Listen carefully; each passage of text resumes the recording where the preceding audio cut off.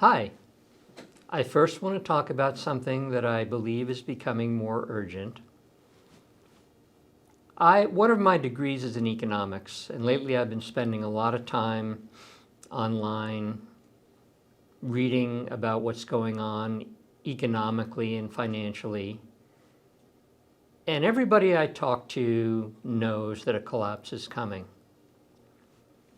My opinion was it probably wouldn't happen until 2022.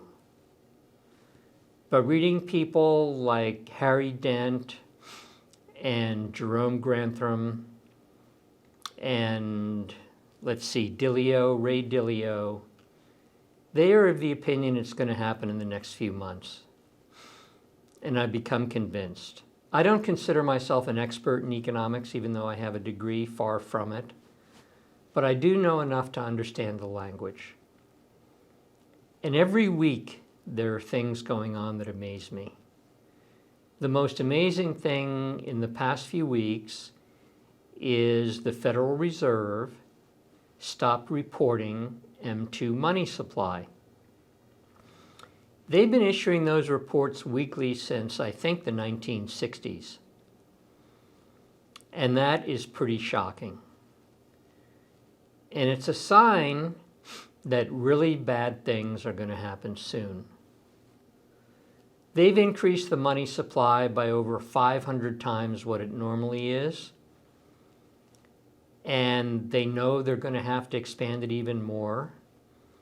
So they're trying to hide the fact that this is going on. And that should set alarm bells off. The banks, as I think I mentioned in another video, are completely insolvent and technically bankrupt because their debts and liabilities far exceed any assets that they have. Maybe within a few months, the banks will shut down. And when that happens, there's going to be panic, as usual. People will run to the bank to try to get their money.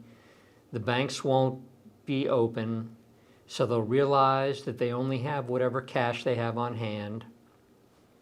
Next, they will flock to the grocery stores. And at the grocery stores, they are likely to be fighting with each other over getting whatever groceries are available. Maybe some people will even become violent. So it's going to be horrible. And like I said, I originally thought that nothing like this would happen until sometime in 2022.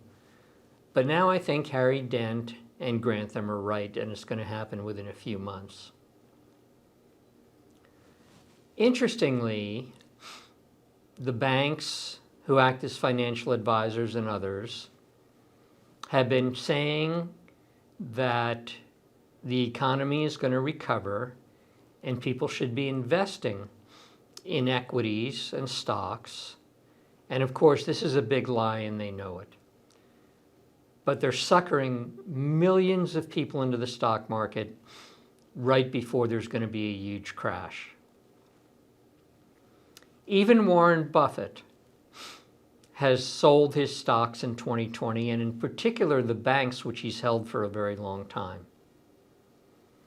His partner has said the stock market is in one of the biggest bubbles in history and that it's bound to pop sooner or later. But both of them are very cautious about what they say because they know that they could cause a panic if they revealed too much and told the truth. Now, I have come across quite a number of criminals lately who are involved in providing services they claim to help homeowners fight foreclosures. And I'm going to be posting information about them on the internet soon. And I only want to mention a couple. First, there is attorney Denise Henderson. She's a California attorney. And she became quite well known because her clients got an award from the bankruptcy court of over $45 million. And that has caused a lot of people to want to hire her thinking that she had something to do with it. I was a lawyer for a long time and I've never seen anything like this.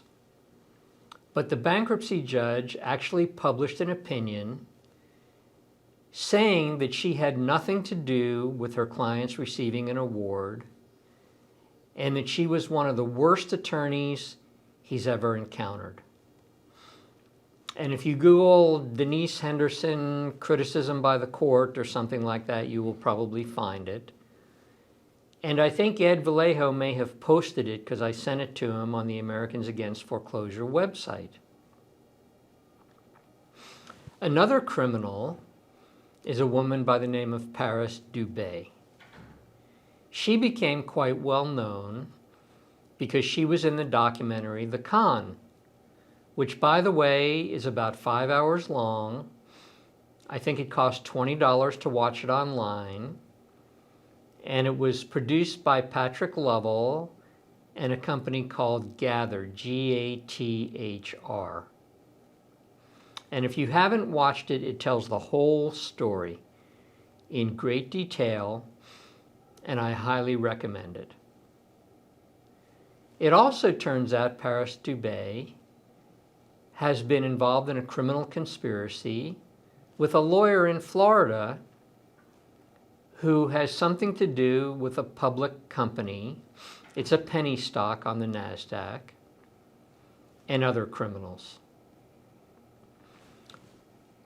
Many people that are in fact legitimate and very knowledgeable in the foreclosure defense industry are also doing things that I consider to be not in the best interest of homeowners. You will be surprised at some of those names. We all have our pros and cons. I'm not perfect. I do things wrong. I make mistakes all the time.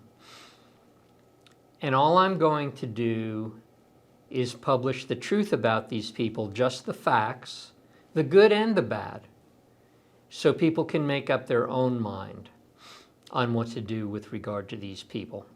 Oh, one more. Frank Waldo runs a website called, I think it's fraudstoppers.org. Frank is extremely smart and extremely knowledgeable. But he's done some things that are illegal.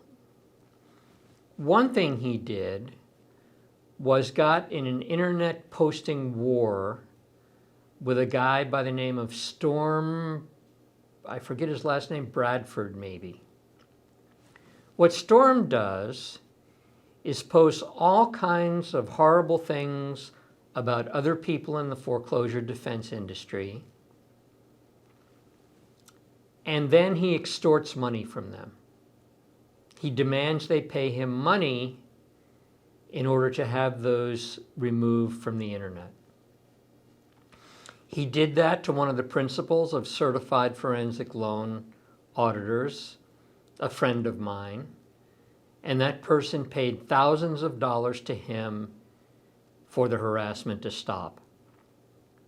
Now, what Frank said publicly was that this guy was a criminal, that his loan audits were a scam and he charged way too much money for them. But then, and Frank stayed up all night for 2 nights and got drunk. He was so upset about what was being posted. But to resolve this situation, Frank made a deal with Storm. And he said, I'll promote your audits and help you sell them if you stop harassing me on the internet. Well, of course, this is a crime. Helping Storm to sell his audits, which Frank said are a scam and that he charges far too much for, is of course a crime. The other thing Frank did that is illegal is there's a very old gentleman whose health is suffering badly. And Frank got him to give him $500, claiming it was going to somebody that Frank worked with, and he's refused to give that money back. Lastly, mostly what Frank sells are things that he claims a layman can learn so that they know how to handle their own lawsuit. I don't think that's a good idea. Lawyers go to law school for 3 years at least, and every lawyer knows when they get out they know practically nothing about how to practice law. Because in law school they're taught the theory. And it generally takes years for them to really become competent lawyers. So I don't think the things that Frank sells, I think he has one course on there you can take that lasts 60 or 90 days or whatever, something like that. I don't think you can replace years of law school and years of practicing law with a 90-day course. In fact, it really hurts. And the reason it hurts is because when people represent themselves in court, they invariably file things that are wrong. Many times they're just outright ridiculous. And so the judges get this stuff and they read it.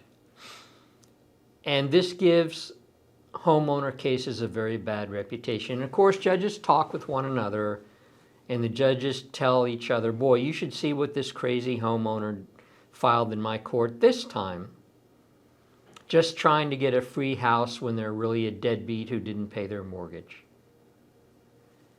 So it actually hurts to encourage people to file things on their own.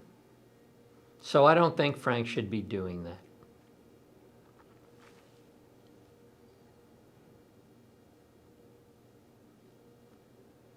The only other thing I want to mention in this particular video is that I have my own cases.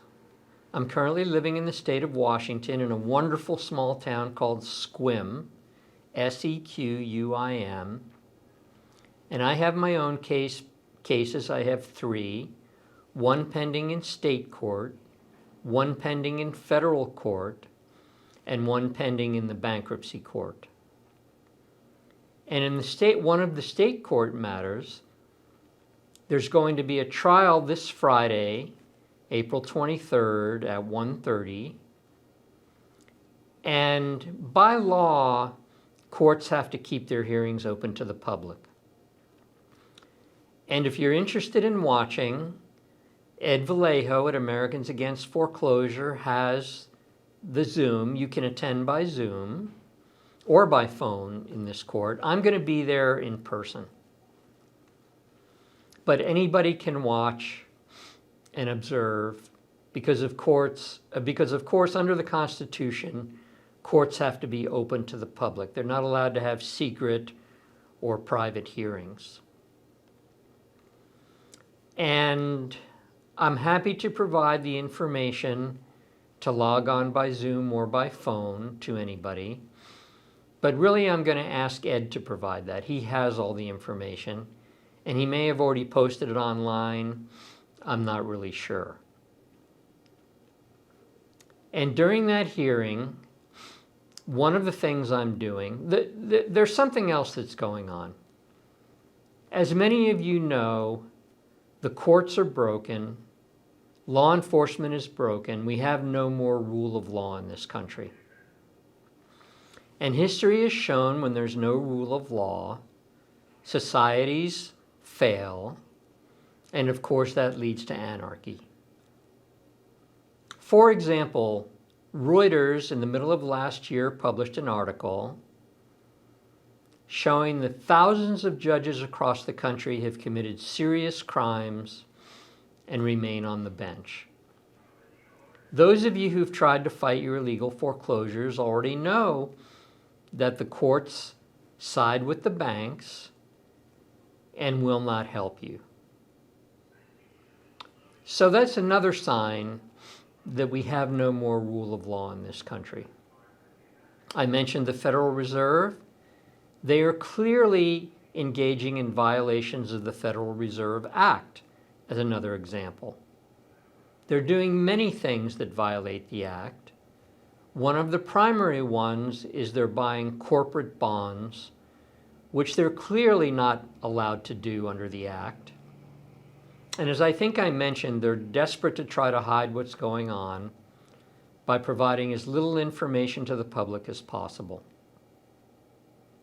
So I think that's long enough for this video. I'll see you next time.